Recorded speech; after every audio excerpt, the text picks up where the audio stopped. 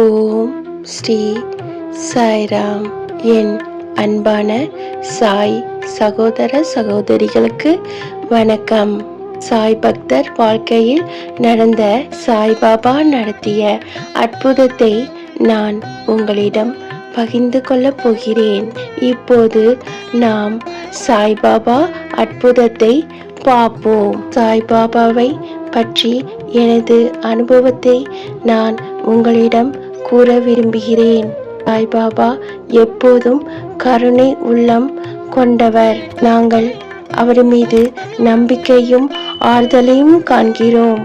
ஒவ்வொரு அனுபவத்தின் மூலம் பாபா எங்களை தொடர்பு கொள்கிறார். கடினமான காலங்களில் நமக்கு பதில் தருகிறார் என்று நாங்கள் உணர்கிறோம். அவர் எப்போதும் கருணை உள்ளவர். எப்போதும் நம் பக்கத்தில் நின்று எந்த சூழ்நிலையிலும் தோல்வி அடையாதபடி நம்மை வழிநடத்துகிறார். கடந்த ஏப்ரல் மற்றும் மே மாதங்களில் இந்தியாவில் ஏற்பட்ட கடினமான தொற்று நோய்களால் நான் மிகவும் கவலைப்பட்டேன். என்னுடைய அப்பாவும் நெருங்கிய குடும்ப உறுப்பினர்களும் எப்படி இருக்கிறார்கள், பாதுகாப்பாக இருக்கிறார்களா என்று கவலையில் இருந்தேன். சுற்றிலும் இருந்து வந்த சோகமான செய்திகள் அனைத்தும் என்னை மேலும் பீதிக்கு உள்ளாக்கியது. என் அப்பா தனது முதல் தடுப்பூசி மார்ச் இறுதியில் பெற்றார் மற்றும் அவரது இரண்டாவது தடுப்பூசி தேதி மே 2வது வாரத்தில் இருந்தது. இந்தியாவில் தடுப்பூசிக்கு தட்டுப்பாடு இருப்பதை அறிந்தேன். என் அப்பா தடுப்பூசி போடுவாரா என்பது மிகவும் நிச்சயமற்ற நிலையே இருந்தது. மேலும் தடுப்பூசி போடுவதற்கு நள்ளிரவு முதல் மக்கள் வரிசையில் நிற்க வேண்டும் என்ற நிலையில் இருந்தது. வரிசையில் நின்ற பிறகும் மக்களுக்கு தடுப்பூசி கிடைக்கவில்லை. என் அப்பா வயது காரணமாக வரிசையில் நிற்பது கடினம். அதனால் நான் மிகவும் கவலைப்பட்டேன். அனைத்தையும் சாயிடம் விட்டுவிட்டேன். என் சாய்பாபா கண்டிப்பாக என் அப்பாவுக்கு ஏதாவது ஏற்பாடு செய்வார் என நம்பிக்கையுடன் இருந்தேன். இந்த சூழ்நிலையில் என் அப்பாவும் என் குடும்ப உறுப்பினர்களும் மிகவும் நன்றாக இருப்பதாக செய்தி கேள்விப்பட்டு மிகவும் மகிழ்ச்சி அடைந்தேன்.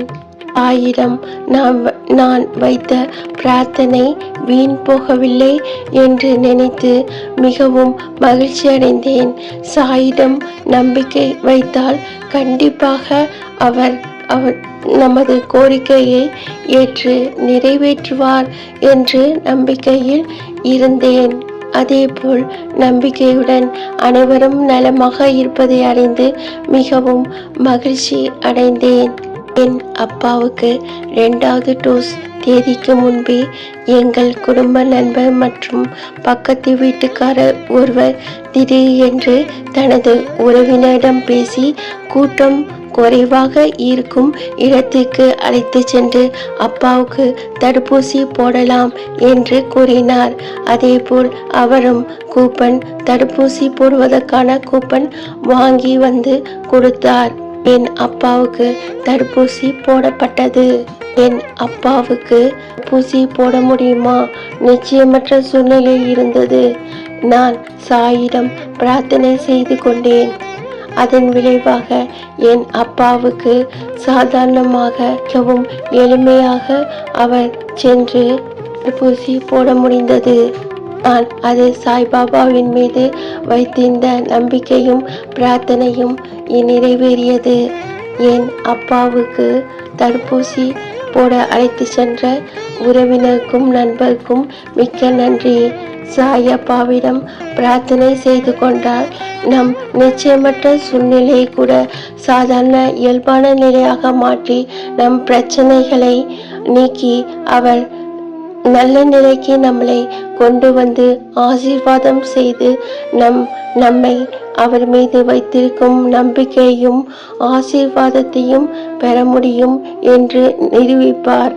ஜெய் சாய்ராம். அல்லாஹ் மாலிக்.